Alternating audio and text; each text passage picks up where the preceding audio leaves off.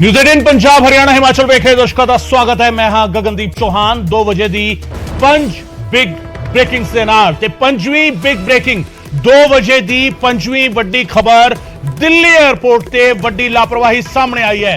ਜੀ ਹਾਂ, ਇੰਡੀਗੋ ਜਹਾਜ਼ ਦੇ ਹੇਠਾਂ ਇੱਕ ਕਾਰ ਵੜ ਗਈ ਦਿੱਲੀ ਹਵਾਈ ਅੱਡੇ ਤੇ। ਇਹ ਵੱਡੀ ਲਾਪਰਵਾਹੀ ਜਿਹੜੀ ਹੈਗੀ ਉਹ ਸਾਹਮਣੇ ਆਈ ਹੈ। 에ਅਰਪੋਰਟ ਤੇ ਵੱਡਾ ਹਾਦਸਾ ਟਲਿਆ ਹੈ। ਦਿੱਲੀ 에ਅਰਪੋਰਟ ਤੇ ਹਾਦਸਾ ਹੋ ਸਕਦਾ ਸੀ। ਪੂਰੇ ਮਾਮਲੇ ਦੀ ਜਾਂਚ ਤੇ ਹੁਣ ਆਦੇਸ਼ ਜਿਹੜੇ ਹੈਗੇ ਉਹ ਦੇ ਦਿੱਤੇ ਗਏ ਨੇ। ਦਿੱਲੀ 에ਅਰਪੋਰਟ ਤੇ ਵੱਡਾ ਹਾਦਸਾ ਹੋਣੋਂ ਟਲ ਗਿਆ। ਇੱਕ ਕਾਰ ਜਿਹੜੀ ਹੈਗੀ ਹੈ ਇੰਡੀਗੋ ਦੇ ਜਹਾਜ਼ ਦੇ ਹੇਠਾਂ ਕਾਰ ਵੜ ਗਈ। ਤਸਵੀਰਾਂ ਤੁਸੀਂ ਦੇਖ ਪਾ ਰਹੇ ਹੋ। ਕਾਰ ਜਿਹੜੀ ਹੈਗੀ ਹੈ ਔਰ ਜਿਸ ਦਾ ਨੰਬਰ ਵੀ ਟੈਕਸੀ ਨੰਬਰ ਹੈਗਾ ਹੈ, ਯੈਲੋ ਪਲੇਟ ਲੱਗੀ ਹੋਈ ਹੈ ਔਰ ਇਹ ਕਾਰ ਜਿਹੜੀ ਹੈਗੀ ਹੈ ਇੰਡੀਗੋ ਦੇ ਜਹਾਜ਼ ਦੇ ਹੇਠਾਂ ਵੜ ਗਈ।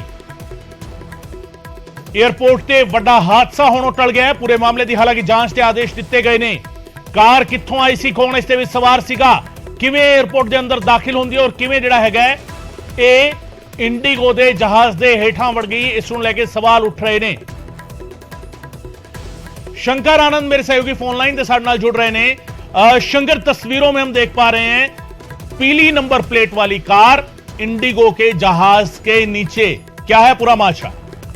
देखिए, जो आप कार देख रहे हैं, ये कार जो है ये पायलट और क्रू मेंबर्स को लेकर एयरपोर्ट से बाहर जाने वाली कार है और वो रनवे के आसपास में ही होता है।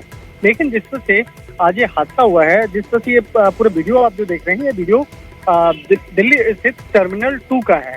टर्मिनल 2 पर जो दिल्ली से पटना जाने वाली जो विमान है, जो इंडिगो का विमान है, उस विमान की संख्या है 6E 2022 और ये इस विमान को जब वहाँ आज दिल्ली से पटना जाना था, इसी बीच में उस वक्त में काफी जो यात्री हैं वो भी विमान में सवार थे। हालांकि उस वक्त में उड़ान भरने की जो कोशिश नहीं हुई थी, लेकिन जिस तरह से रोकते जिस तरह से उस कार के अंदर में इस विमान का जो नोज व्हील टकराया है और जिसके चलते एक कहा जा सकता है कि एक बड़ा हादसा जो है वो टल गया। तो कहीं न कहीं इस मामले की गंभीरता को देखते हुए इस मामले की जांच के आदेश दे दिए गए हैं और इस मामले में डीजीसीए ने जांच के आदेश जारी किए हैं कि आखिर किस तरह से एक विमान का उस कार के साथ में एक आपस में टक्कर हुई है, जिस तरह से विमान का जो नोज व्हील है वो टकराया है और जिसके चलते उसमें काफी क्षति हुई। हालांकि मौके पर जो अधिकारी थे, अधिकारियों ने तत्काल इस मामले पर कार्रवाई करते हुए जो जांच के आदेश दिए और इसके साथ साथ वहां पर कार कैसे पहुंची और कार पहुंचने पर क्या इस मामले पर पायलट जो है, पायलट को अलर्ट किया गया था या नहीं किया गया था, इस मामले पर भी आगे की तफ्तीश की जाएगी। जिस विमान की अगर बात करें तो ये विमान जो है 6E जो टर्मिनल 2 पे यहाँ पे खड़ी थी, तो ये पटना जाने वाली थी। पटना जाने के पहले ही, उसकी रवानगी के पहले ही आज ये विमान हादसा हुआ है। लेकिन उसके बाद वहाँ पे इंजीनियर्स की टीम पहुँच करके इंजीनियर्स के द्वारा उस विमान का पूरा निरीक्षण किया गया, उसकी जांच पड़ताल की गई और जांच पड़ताल करने के बाद ही उस विमान को वापस फिर पटना के लिए रवानगी किया गया। लेकिन जिस तरह से विमान एक तरह से कहा जा सकता है कि रनवे पर जिस तरह से टक्कर हुई है, इस मामले पर आगे की तफ्तीश की जा रही है कि किस तरह से ये हादसा हुआ है। जी शंकर, इस कार को यहां तक लाने की इजाजत क्या होती है? अमूमन ये गाड़ी जो आप बता रहे हैं कि पायलट और क्रू मेंबर्स को लेकर आती है, ये कहां तक इसकी अप्रोच होती है, कहां तक इसे जाने की इजाजत होती है? और इस तरीके से, जिस तरीके से ये गाड़ी यहां तक पहुंची, जहाज के नीचे बिल्कुल खड़ी हुई नजर आ रही है, यहां तक इसे कौन लेकर आया? क्या पायलट ने कहा था कि जहाज के पास लेकर चला जाए, देरी हो रही है, क्या कुछ शुरुआती कोई जानकारी मिल पा रही है इस तरह की? देखिए, जो कार होती है, ये कार रनवे के ठीक पास वाले एरिया में एक उसके लिए एक जगह नियुक्त किया जाता है, तो ठीक रनवे के बगल में इसको लाया जा सकता है। लेकिन जिस जगह पे ये विमान आके जिस जगह पर टक्कर हुई है, उस जगह पर जो कहा जा सकता है शुरुआती तौर पे जांच के दौरान कि वहां पर तो नहीं लाया जा सकता है, क्योंकि जो एरिया मार्क किया गया है, उस मार्किंग वाले एरिया पे जिस जगह पे टक्कर हुई है, तो यहाँ पर उस कार वाले की गलती है या विमान जो है वो एक निश्चित स्थान पर रुकने के बजाय और आगे बढ़ गया था। इस मामले की भी अब इन्वेस्टिगेशन होगी। तो इस मामले में अभी तक औपचारिक तौर पर बयान नहीं दिया गया है, लेकिन जब डीजीसीए के द्वारा जब इस मामले का जब इन्वेस्टिगेशन का आदेश पारित किया गया, तो अब इस मामले में आगे देखा जाएगा कि आखिर वो हादसा कैसे हुआ और इसकी गंभीरता से जांच करवाई जाएगी। क्योंकि अगर उस वक्त में विमान अगर वहां से अगर तेज रफ्तार में अगर वो टक्कर होती तो हो सकता था कि बहुत बड़ा हादसा हो सकता था। और जिस तरह से विमान का जो अगला चक्का है वो जिस तरह से टकराया है, तो ये मामला वाकई में काफी गंभीर है। लेकिन उस मामले को ध्यान में रखते हुए इंजीनियर्स के द्वारा उस विमान को पूरी तरीके से पूरा जांचा गया, परखा गया और परखने के बाद ही उसे आगे उड़ान की इजाजत दी गई है। तो एक तरह से कहा जा सकता है कि ये ग्राउंड मारुति व्हीकल, जो आप कार देख रहे हैं उसको ग्राउंड मारुति व्हीकल कहा जाता है। और जो विमान जो है वो इंडिगो का विमान है। तो इस मामले पर आगे इन्वेस्टिगेशन प्रारंभ कर दिया गया है और इन्वेस्टिगेशन प्रारंभ होने के बाद आज शाम तक काफी कुछ महत्वपूर्ण जानकारियां जो हैं वो निकल के सामने आ सकती हैं कि किस तरह से ये दुर्घटना हुई है। जी बहुत बहुत शुक्रिया शंकर इस तमाम जानकारी के लिए। शंकर आनंद मेरे सहयोगी जानकारी दे रहे सन। दिल्लीओं पटना जा रही सी फ्लाइट और फ्लाइट ਦਾ ਜਹਾਜ਼ ਦਾ ਅਗਲਾ ਚੱਕਾ ਜਿਹੜਾ ਹੁੰਦਾ ਫਰੰਟ ਵੀਲ ਜਿਹੜਾ ਹੁੰਦਾ ਉਹ ਇਸ ਗੱਡੀ ਦੇ ਨਾਲ ਟਕਰਾਇਆ, ਜਿਸ ਗੱਡੀ ਤੇ ਵੀ ਗੋ ਲਿਖਿਆ ਹੋਇਆ ਹੈ। ਗੋ ਜਿਹੜਾ ਹੈਗਾ ਇੰਡੀਗੋ ਦਾ ਗੋ ਹੈਗਾ ਜਾਂ ਗੋ 에ਅਰ ਦਾ ਗੋ ਹੈਗਾ, ਇਹ ਵੀ ਆਪਣੇ ਆਪ ਵਿੱਚ ਜਾਂਚ ਦਾ ਵਿਸ਼ਾ ਹੈਗਾ। ਹਾਲਾਂਕਿ ਇਹ ਜਿਹੜੀ ਗੱਡੀ ਹੈਗੀ ਹੈ ਪਾਇਲਟ ਤੇ ਉਸਦੇ ਕਰੂ ਨੂੰ ਲਿਜਾਣ ਦੇ ਲਈ ਜਿਹੜਾ ਹੈਗਾ ਇਸਤੇਮਾਲ ਹੁੰਦੀ ਹੈ। ਇਸ ਦੇ ਲਈ ਇੱਕ ਥਾਂ ਮੁਕਰਰ ਕੀਤੀ ਗਈ ਹੁੰਦੀ ਹੈ, ਉੱਥੇ ਤੱਕ ਇਹ ਗੱਡੀ ਜਾ ਸਕਦੀ ਹੈ। ਉੱਥੇ ਪਾਇਲਟ ਤੇ ਬਾਕੀ ਕਰੂ ਮੈਂਬਰ ਨੂੰ ਛੱਡਦੀ ਹੈ ਤੇ ਉੱਥੋਂ ਗੱਡੀ ਵਾਪਸ ਚਲ ਜਾਂਦੀ ਹੈ। ਪਰ ਇਹ ਜਹਾਜ਼ ਦੀ ਰੇਂਜ ਦੇ ਵਿੱਚ ਕਿਵੇਂ ਆਈ ਹੈ ਕਿ ਜਹਾਜ਼ ਆਪਣੀ ਹੱਦ ਟੱਪ ਕੇ ਅੱਗੇ ਤੱਕ ਆ ਗਿਆ ਸੀ, ਇਸ ਕਰਕੇ ਟੱਕਰ ਹੋਈ ਹੈ, ਜਾਂ ਗੱਡੀ ਜਿਹੜੀ ਹੈਗੀ ਉਹ ਵੀ ਗਲਤ ਪਾਸੇ ਜਿਹੜੀ ਹੈਗੀ ਪਾਰ ਕੀਤੀ ਗਈ ਸੀਗੀ। ਇਹ ਸਾਰਾ ਹਜੇ ਜਾਂਚ ਦਾ ਵਿਸ਼ਾ ਹੈਗਾ। ਡੀਜੀਸੀਏ ਨੇ ਇਸ ਜਾਂਚ ਦੇ ਹੁਕਮ ਦੇ ਦਿੱਤੇ ਨੇ, ਪਰ ਵੱਡਾ ਹਾਦਸਾ ਹੋਣੋਂ ਟਲ ਗਿਆ ਹੈ, ਇਹ ਗਨੀਮਤ ਰਹੀ ਹੈ।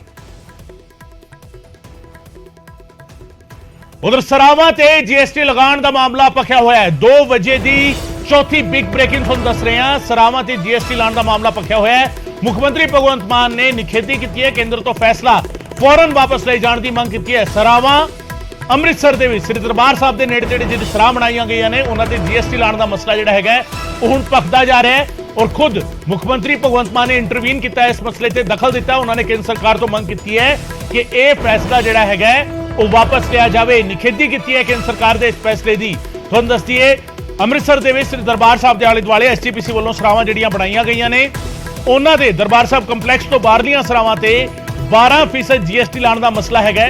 जीएसटी के घेरे विच कंपलैक्स तो बाहर बणियां 3 सरावां आईयां ने। सारागढ़ी निवास ते 2 करोड़ तो वध दा टैक्स ते जुर्माना लाया गया है। एसजीपीसी ने टैक्स लाए जाने का जोरदार विरोध किया है। सीधे तौर पर सवाल जिहड़े हैगे वो केंद्र सरकार के फैसले ते खड़े किए ने। मुख्यमंत्री भगवंत मान ने भी एतराज जाहिर किया और केंद्र को अपील की है कि फैसला जिहड़ा है वो वापस लिया जाए। 3 सरावां अजिहियां ने जिसनों केंद्र सरकार कहती है कि यह कमर्शियल कंपलैक्स के विच आंदी है। इससे भगवंत मान पंजाब के मुख्यमंत्री उन्होंने ट्वीट किया है। उन्होंने लिखा है केंद्र सरकार वालों श्री दरबार साहब के नेड़े स्थित सरावां ते 12% जीएसटी लगाने के फैसले की सख्त निंदा करदा है। धर्म अस्थान सब दे सांझे हुंदे ने, यह टैक्स श्रद्धालुओं की शरधा ते लगाया गया है। केंद्र को अपील है तुरंत इस फैसले को वापस लिया जाए। सो ये पंजाब के मुख्यमंत्री भगवंत मान ने ट्वीट किया है। ते इसे मसले ते हरसिमरत कौर बादल मैंबर पार्लीमेंट ने श्रोमणी अकाली दल दे उन्होंने भी ट्वीट किया है। श्री दरबार साहब कंपलैक्स के बाहर एसजीपीसी वालों चलाईयां जा रही 3 सरावां दे विच रिहाइश के खर्चों ते 12% जीएसटी लगान दे केंद्र सरकार के फैसले ने सिख भाईचारे को झटका दिता है। हरसिमरत कौर बादल मैंबर पार्लीमेंट ने उन्होंने ट्वीट किया है। सो किते ना किते विरोध जिहड़ा है हर पासों किया जा रहा है। बेशक सरकार की गल हो या विरोधी धिरां की गल हो, सारे एक सुर दे विच केंद्र सरकार के इस फैसले का विरोध कर रहे हैं। जे सरावां ते जीएसटी लगाने का मसला जिहड़ा है वो पखिया हुआ है। पंजाब के मुख्यमंत्री ने केंद्र सरकार को अपील की है कि फैसला जिहड़ा है वो वापस लिया जाए।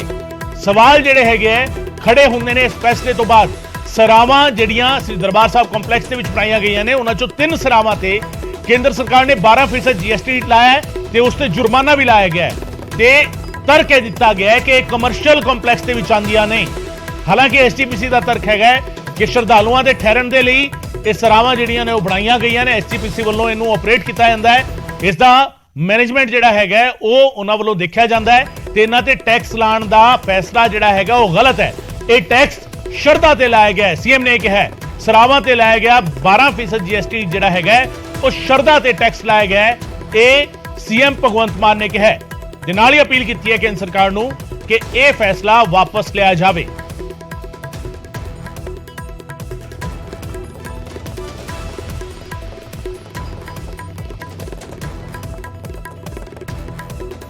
दरवाजे हर धर्म हर वर्ग ਲਈ 24 घंटे खुले रहते हैं।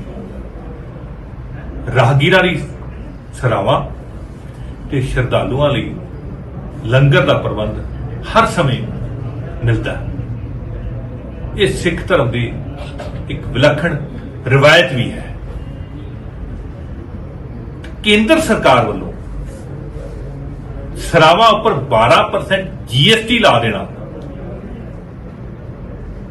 उस जालम हुकूमत मुगल हुकूमत के लाए हुए टैक्स जजिया नूं याद कराती है। सो असीं मंग करते हैं कि गुरु घरां दी सरावां उपर ये जिहड़ा जजिया केंद्र सरकार वालों लाया गया ये वापस लिया जाए ताकि एक चंगा सुनेहा संगतां देश और दुनिया दे विच जा सके। ਪਹਿਲਾਂ ਲੰਗਰਾਂ ਤੇ GST ਲਾਈ ਗਈ। ਹੁਣ ਸ੍ਰੀ ਗੁਰੂ ਗੋਬਿੰਦ ਸਿੰਘ ਜੀ ਇੰਦਰੀ ਨਿਵਾਸ, ਮਾਤਾ ਭਾਗ ਕੌਰ ਨਿਵਾਸ ਅਤੇ ਬਾਬਾ ਦੀਪ ਸਿੰਘ ਨਿਵਾਸ ਜਿਹੜੇ ਕਮਰੇ ਸੰਗਤਾਂ ਨੂੰ ਦਿੱਤੇ ਜਾਂਦੇ ਨੇ ਉਹਨਾਂ ਤੇ GST ਲਾਈ ਗਈ ਹੈ। ਇਹ ਇੱਕ ਹਿਸਾਬ ਨਾਲ ਸੰਗਤਾਂ ਤੇ ਨਵਾਂ ਬੋਝ ਪਾ ਦਿੱਤਾ ਗਿਆ। ਜੇ ਕਹਿ ਲਿਆ ਜਾਵੇ ਕਿ ਇਹ ਜਜੀਆ ਟੈਕਸ ਆ ਤੇ ਇਹ ਕੋਈ ਅਤਕਥਨੀ ਨਹੀਂ ਹੈ। और सामने थे